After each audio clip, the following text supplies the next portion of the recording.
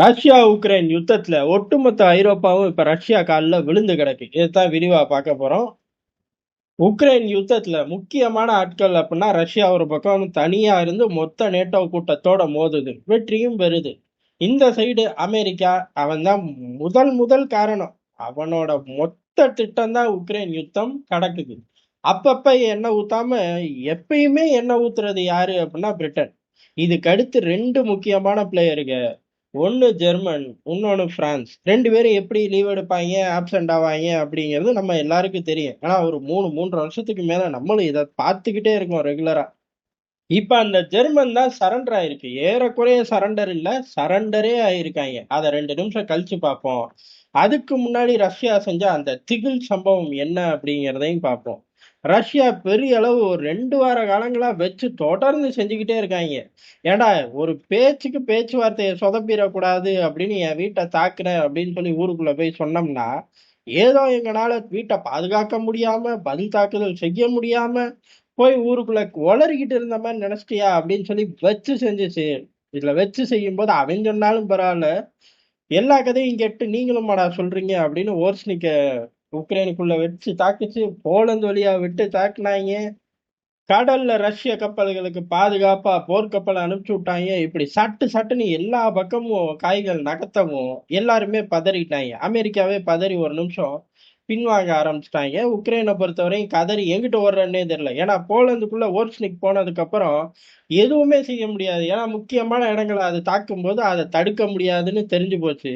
முக்கியமான இடங்களை எவ்வளவுதான் மறைக்க முடியும்? 10ல 5, 6, 7, 8, 9 ஒண்ணு போனாலும் பெரிய சிரமத்துக்கு ஆளாயிருவாங்க.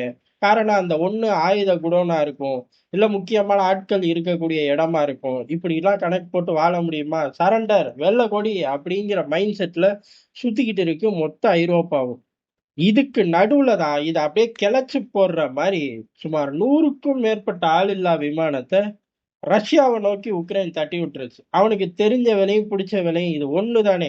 முதல்ல இருந்து இது மைலேஜே எடுக்காது. ஆனா ஒரு 5 விழுந்தா எங்களுக்கு கூடுதலா ஆயுதம் தந்தீங்கன்னா ரஷ்யாவுக்குள்ள ரஷ்ய அதிபர் இருக்கக்கூடிய இடத்தையே தொற்றுவோம், ப்ளீஸ் ஹெல்ப் மீ அப்படின்னு சொல்லி ஜெலன்ஸ்கி படத்தை போடுவார். அமெரிக்கா இதை பயன்படுத்தி அமெரிக்காவோட கூஜா ஏஜென்சிகள் பூரா ரஷ்யா ஒன்றும் பாதுகாப்பா இல்ல, இதோ உக்ரைன் சம்பவம் பண்ணிருச்சுல, டேய் 100 அனுப்பிச்சான்டா, 5 தான்டா போயிருக்கு.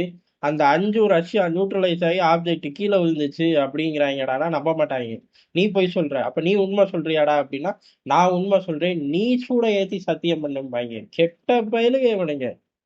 ஆனா இப்ப அதுக்கும் வேலை எல்லாம் போயிருச்சு. ஏன் அப்படின்னா 100மே ரஷ்ய எல்லைகளை தாண்டல. ரஷ்ய எல்லைகளை தாண்டறதுக்கு முன்னாடியே வீழ்த்தப்பட்டிருக்கு. 100 வெவ்வேறு லொகேஷனை மார்க் பண்ணி அனுப்பிச்சிருக்காங்க. இந்த வீணா போன கிரிமியாலையும் பெல்கிராடும் பாவப்பட்ட பகுதியா போச்சு யுத்த காலங்கள்ல.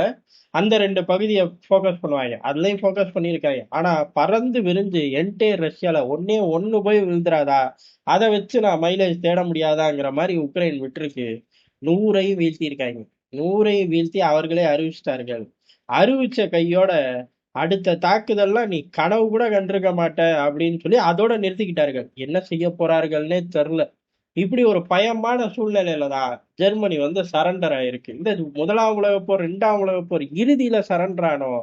இது 3ஆம் உலகப் போர் மாதிரி தெரியுது. ஃபர்ஸ்டே சரண்டர் ஆயிட்டோம்னா இப்ப என்ன கெட்டு போச்சு அப்படிங்கிற மாதிரி மெர்ஸ் ஓப்பனாவே பேசிட்டாரு.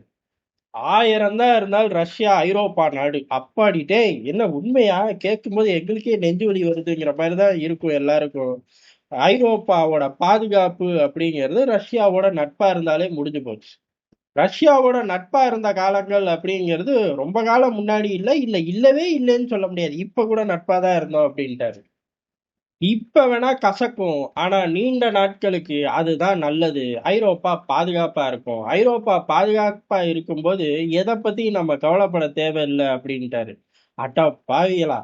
ரஷ்யாவை எதிர்த்து நேட்டோவை உருவாக்கி அந்த நேட்டோவை வளர்த்து கடைசியில அதுவும் பொறுக்க முடியாம வீணா போன உக்ரைனை விலைக்கு வாங்கி யுத்தத்தை ஆரம்பிச்சு, இப்ப என்னடா சம்பந்தமே இல்லாம நேத்துதான் பூமிக்கு வந்த புது டிக்கெட் மாதிரி பேசிக்கிட்டு இருக்க அப்படின்னா, ஏறக்குறைய மெர்சு மூஞ்சிய பார்க்கும்போது அப்படிதான் இருக்கு. ஹாஸ்பிட்டல்ல பொறந்த குழந்தை கையா பிய்யான்னு கத்திக்கிட்டு ஜாலியா இருக்கிற மாரி, பச்சை குழந்தையா அப்படின்னு கேட்கக்கூடாது. அந்த மாரி குழந்தை புள்ள மாரி அப்படியே ஒரு சரண்டர ஈஸியா சொல்லிட்டு கிளம்பிட்டாரு. ரஷ்யாவோட உறவு ஐரோப்பாவுக்கு தேவை. அவர் ஜெர்மனின்னு தனியா பிரிச்செல்லாம் சொல்ல. நான் போறேன், நீங்க எல்லாம் அடிக்கீங்க அமெரிக்கா பின்னாடின்னு. ஒட்டுமொத்த ஐரோப்பாவுக்குள்ள தானடா ரஷ்யா இருக்கு. ஐரோப்பா நாட்டுக்குள்ளேயே எதுக்குடா சண்டை? ஐரோப்பா பாதுகாப்பா இருக்குன்னா முடிஞ்சு போச்சு. எவன் தயவும் நமக்கு தேவையில்ல. அதனால ரஷ்யாவோட இணக்கமா போறோம் அப்படின்ட்டாரு. ரஷ்ய அதிபரோட இணக்கமா போறோம் அப்படின்ட்டாரு. இவர்தான் புட்டின்லாம் ஒரு மனுஷனா? அவர் மூஞ்சிலேயே நான் முழிக்க மாட்டேன்னாரு.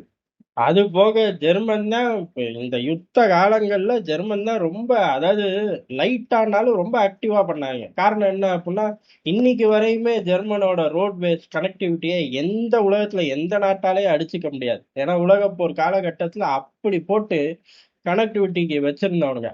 அது முழுக்க ஆட்களை ராணுவ வீரர்களை அனுப்பிச்சு எல்லாம் கரெக்டா இருக்கா, திருப்பி எமர்ஜென்சி கனெக்டிவிட்டியில சும்மா ஜங்குன்னு தட்டி கிளம்பணும். மூன்றாம் உலக யுத்தத்துல இறுதியில மன்னிப்பு ஜெர்மன் கேட்டுச்சுங்கிற வரலாறே கிடையாது அப்படிங்கிற மாதிரி முடிவெடுத்து ஃபுல் ஃபார்ம்ல கிளம்பி போனாங்க. ஒரு தாட்டி இல்ல, ரெண்டு தாட்டி இல்ல, வெளிப்படையா ஊர் உலகத்துக்கு தெரிஞ்சு 3 தாட்டி, மறைமுகமா ஒரு 3 தாட்டி, ஆக மொத்தம் 6 தாட்டி.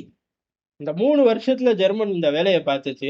ஒட்டுமொத்த ராணுவத்தை மொபிலைஸ் பண்ணி யுத்த காலங்கள்ல ஜெர்மனுக்குள்ள இருந்து கனெக்டிவிட்டி வெளியில எப்படி அனுப்புறதுன்னு ஒரு ட்ரில்ல நடத்துனாங்க. இந்த பக்கம் தைவானை நோக்கி சீனா தினந்தோறும் போச்சு. அப்பெல்லாம் கூட ஊர் மிரளல, உலகம் மிரளல. ஆனா ஜெர்மனுக்குள்ள ஜெர்மன் படைகள் சுத்தும் போது, ஆத்தாடி இவனுங்க மோசமான பயலுகளாச்சே அப்படிங்கிற மாதிரி அன்னைக்கு மாபெரும் பதட்டமாச்சு. அதுக்கப்புறம் ட்ரில் எல்லாம் முடிஞ்சதுக்கு அப்புறம் அப்படி ஒரு ட்ரில்லே நடத்தல. சும்மா எங்க ஆட்கள் லீவுக்கு வீட்டுக்கு போனாங்க. அப்பவே சொன்னேன், யூனிஃபார்மை கழட்டி வச்சுட்டு போங்கடான்னு. கேட்க மாட்டேன்ட்டாங்க அப்படின்னு சொல்லி அறிவிச்சிட்டாங்க. அப்படியே அறிவிச்சாங்கன்னு கேட்கக்கூடாது. அவனுங்க அவனுங்க ஸ்டைல்ல அறிவிச்சாங்க, நான் நம்ம ஸ்டைல்ல சொல்லிட்டேன். அப்பேற்பட்ட ஜெர்மன் தான் இப்ப புத்தியெல்லாம் வந்து நண்பன்டா அவன் அப்படின்ட்டாங்க. அடுத்து நமக்கே தெரியாம அங்க இருந்து கேஸ், கச்சா எண்ணெய் எல்லாத்தையும் வாங்கிடுவாங்க. ஆக மொத்தம் நமக்கு தொல்லை விட்டா சரிதான். ட்ரம்ப்புக்கு இதை பார்த்தோன்னே அப்படியே மண்டை சூடாயிருக்கும். மனுஷன் விடிஞ்சோடனே என்ன பண்ண காத்திருக்காருன்னு தெரியல. கட்டாயம் வம்பு பண்ணுவார், அது மட்டும் உறுதி. பண்ணிக்க அப்படிங்கிற மூடுக்கு ஜெர்மன் வந்துருச்சு. இப்ப உக்ரைன் யுத்தம் நிக்குமான்னு கேட்டா சத்தியமா நிக்கும். ஜெர்மன் இவ்வளவு தூரம் சரண்டர் ஆன பாடு, ஆத்தாடி அவன் சரண்டர் ஆகி அவன் கச்சா எண்ணெய் கேஸ் எல்லாம் வாங்கி உள்ளூர்ல மைலேஜ் எடுப்பான், நம்ம என்ன இல்சவாயா அப்படின்னு சொல்லி பிரான்ஸும் போயிரும். ஒன்ன காட்டுல நான் கொஞ்சம் நல்லாவே பழகினேன்டா அவர் கூட அப்படின்னு சொல்லி மேக்ரான் நம்மால் ஓடி போயிடுவார். அப்புறம் வீரம் பொங்க இந்த 3 வருஷம் 4 வருஷம் ஆத்திக்கிட்டு இருந்த பால்டிக் நாடுகள்லாம் சத்தமே இருக்காது. போலந்து எப்பயோ சரண்டர் ஆயிட்டாங்க, பிரச்சனை கிடையாது. இப்பதான் தாம் தும்னு குதிச்சுக்கிட்டு இருக்காங்க. குதிக்கிறாங்களே ஒழிய ரஷ்யாவுக்கு தெரியாம குதிக்கிறாங்க. நீங்க மட்டும் பாருங்க, ரஷ்யா நீங்க பாத்துறாதீங்க அப்படிங்கிற மாதிரி. இம்புட்டு பெரிய சரண்டர் ஆகிறதுக்கு முதல் காரணம் என்ன அப்படின்னா, ரஷ்யாவோட ஓர்ஸ்னெட் ஆயுத பலம். அது வீழ்த்த முடியாத ஆயுதமா இருக்கணும். அப்படிதான் அணு ஆயுதம் உலகத்துல இருந்துச்சு. ஆனா அணு ஆயுதத்தை பயன்படுத்தினதுக்கு அப்புறம் என்ன நடக்கும்? பேரழிவு, எல்லாருக்கும் அழிவு அப்படிங்கறனால அது ஓரளவுக்கு அதோட மைலேஜ் குறைச்சு காட்டப்பட்டுச்சு. ஆனா இப்ப ஓர்ஸ்னிக் போன்ற வீழ்த்த முடியாத ஆயுதம், ஆனா டேமேஜ் அப்படிங்கிறது உறுதி. முக்கியமான இடங்கள் போகும். ஆயுத தொழிற்சாலையோ இல்ல பங்கர்களோ தகர்க்கப்படும் அப்படின்னு டக்குன்னு சரண்டர் ஆகுறாங்களா? இதான் ஆயுத பலம். புது புது டெக்னாலஜி ஆயுதங்கள்ல கொண்டு வர நாடுதான் அடுத்து சுதந்திரமான நாடா இருக்கும். வல்லரசா இருக்கு, நல்லரசா இருக்கு, அதெல்லாம் வேற கதை. ஒரு நாடு சுதந்திரமா திரியணுமா, அப்ப ஆயுத பலம் அப்படிங்கிறது எவனாலையும் உரச முடியாத ரேஞ்சில் இருக்கணுங்கிறது இந்த விஷயத்துல இருந்து ஊரும் தெரிஞ்சிருக்கும், உலகமும் தெரிஞ்சிருக்கும். எல்லா பேருக்கும் தெரிஞ்சு ஏற்கனவே வண்டியை கட்டி கிளம்பிட்டாங்க. மாட்டு வண்டியை கட்டியான்னு கேட்டா, ஆமா ஒரு காலகட்டத்துல ஜல்லிக்கட்டை காண மாட்டு வண்டியில் தானே போனோம். இந்த மாதிரி இப்ப போகாட்டி அதே மாதிரி உலக நாடுலாம் எப்பயே ஆயுத சந்தையை நோக்கி போயிட்டாங்க. நல்ல விஷயம் என்னன்னா, அதுல ஏறக்குறைய 1, 2, 3ஆவது இடம், சில நேரங்கள்ல 4, 5க்குள்ள நம்ம இந்தியாவும் இருக்கு அப்படிங்கறதா யதார்த்தமான உண்மை.